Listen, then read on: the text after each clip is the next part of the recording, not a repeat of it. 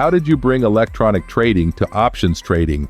We had a gentleman in Chicago named Geno Sullivan that I hope you recall. He's no longer with us, but left a big mark at CQG, and he helped us innovate into that area. And a lot of what we did is that executing on options was a lot more complicated for us, and he was really able to help us sort through that with the UX guys, and really come up with a way to be able to execute those smoothly. But all of this really was, what I would call kind of that first phase of electronic trading, and the technology, John, is I mean, you remember, you've been along for the ride from the beginning, and seen so much history.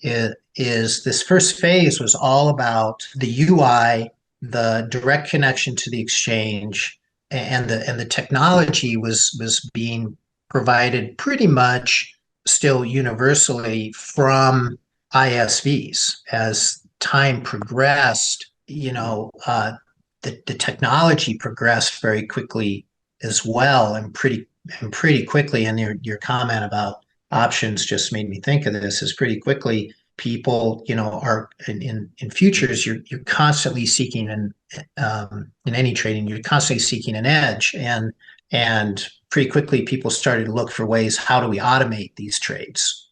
But that came a few years later. How did you make your risk management so good? We knew that risk management, and again, that's something that is carried through over the years. The risk management was going to be important over the long term, and so what we did, and I'm not going to get the year right, but pretty early on, we knew we needed to do risk management from the broker perspective as well as the user. And so we went out and hired a guy named Mike Glista, and he and this was really in the beginning again of the era, John, where you weren't just serving the trader alone anymore. Suddenly, the broker was a customer as well as a partner, and Mike really gave us that kind of commercials broker perspective on risk management. And he really was the person that was able to own that from a very pragmatic, practical level, because he knew not just what functionality was needed, but he knew exactly how a risk manager or a chief risk officer was going to be looking at that monitor, and what they wanted to be alerted on and how. And so he had a huge influence over the development of the risk dashboard as we started to roll that out, and it helped a lot in the long run, because it became I don't know that it would eventually became a differentiator, but it became a really strong critical piece of what allowed us to roll the system out to other brokers. How did sales go, and who did you sell it to? Suddenly, the trader wasn't always making the trading or making the buying decision about what platforms were going to be available from any given broker. And definitely, there were very strong systems out there like TT, like us, that the traders would be able to exercise kind of their power over the market. What happened with us is that it became more of a distribution or a broker neutral model after some time, where quality of the risk became the entree onto a broker's selection of ISVs that they might approve, or that they might want to learn from, or frankly, in some cases where they might want to dump their own proprietary data into that system, or pull our risk data out of it. And it just gave them a lot of flexibility. But the growth factor from that came really from access to more traders because of access to more brokers. Because we went from probably, gosh, when I initially started talking to brokers, it was like pulling teeth to get the first 5 brokers, and then the next 20 FCMs after that came pretty easy because it started to become apparent that we had other benefits to the system that went beyond just the order entry. What was the sales process like? We didn't have a lot of experience selling into brokers. We didn't have a lot of experience partnering with people other than traders. And the thing that Pat brought was, number one, just an immense knowledge of the derivatives industry as a whole, number one. The second thing he brought was the ability to see I would call it kind of almost like a multi-layered sales process where you need to sell not just to the trader, but to the broker, but to the particular desk, to the head trader, to the CEO, or to some random person that just happened to have a very well-regarded opinion in a firm. Pat was very astute at two things. One, really getting you access because he had such credibility in the industry. And then the second was he really helped firms understand, I think, the full nature of what you provided, that you provided not just a single kind of one-trick pony functionality. He was able to really describe it in a way that people got it. And he was incredible at just introducing you and helping you understand which firms played which role in the industry and how you had to sell to them differently. And that process became much more of a complex and institutional sale versus in the past, people would look at CQG and say, wow, great data. It's, they fix the gaps right away. I'll take it. He was able to move us kind of from that era into more of an institutional selling era. What tools did you offer? We would offer services to help people design their algos that then they could deploy them on our servers. And so that was doing some custom algos became a piece of our business. And frankly, the auto spreader really turned out to be a quite successful product for us. And as we push that forward, for me, I felt like when we released the auto spreader, it was the first really high performance, fast, just brutally fast piece of trading technology we had deployed.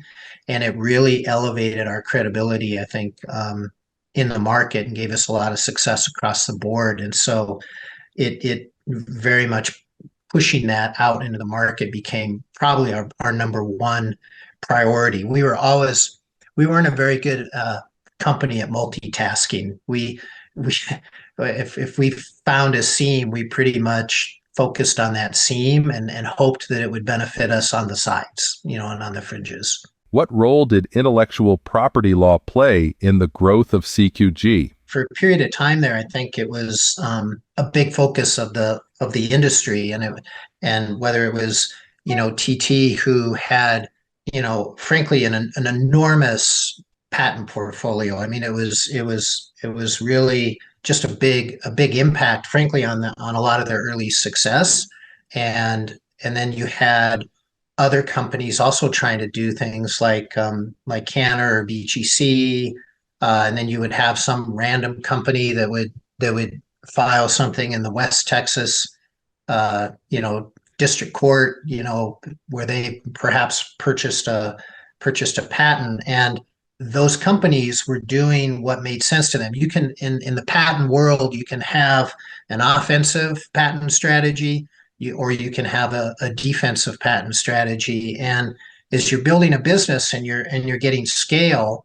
you want to be able to make your product sticky, right? By either captivating your customers, whether by service or the quality of the product, but then you need some sort of intellectual property, and that's either patents or know-how or some other natural moat that you can develop. And companies began to start to try to develop those moats. And for us at CQG, we, number one, took more of a defensive perspective on patents, and we had a lot of confidence in our ability to develop UI. And so we would try to design around what we saw was out there. And we felt like there was usually more than one way of doing things. The reality, though, is that for a period of time, For example, trading technologies really drove a lot of consolidation in the market.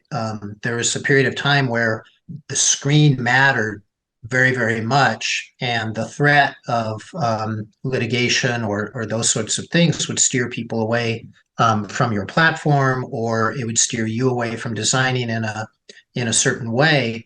And eventually, you had, I think Reddy got bought by Thomson, and I think Ion bought Fastville and Pats, and it just seemed like. And then there was others that just said, we can't participate in the business anymore, and they just wrapped up shop. But the thing is that customer stickiness and IP protection is kind of a transitive advantage when the technology development is going so fast. And the thing that I have always loved about the derivatives markets in particular is that customers demand innovation and they demand an edge.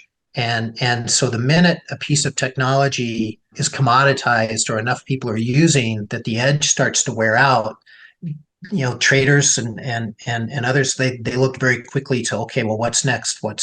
And so as the patents became solidified, the courts moved fairly slowly in that, and the technology kind of outpaced the IP strategies in a way, because people either found a way to do things differently, or you just had a natural evolution of the technology to where, for example, with auto spreading or with other algos that began to be developed, it was more about that technology than it was about the screen anymore. Not to say that wasn't important, but it became less important, and the technology pace of innovation kind of outstripped people's ability to patent things. But then the other piece is that it's incredibly expensive for firms to carry out patent strategies. And so companies are always looking at, okay, how do we match the cost of going out and getting a patent, deciding to just simply innovate your way through the technology side of things. And at least at CQG, our decision was pretty firmly, we're just going to try to innovate.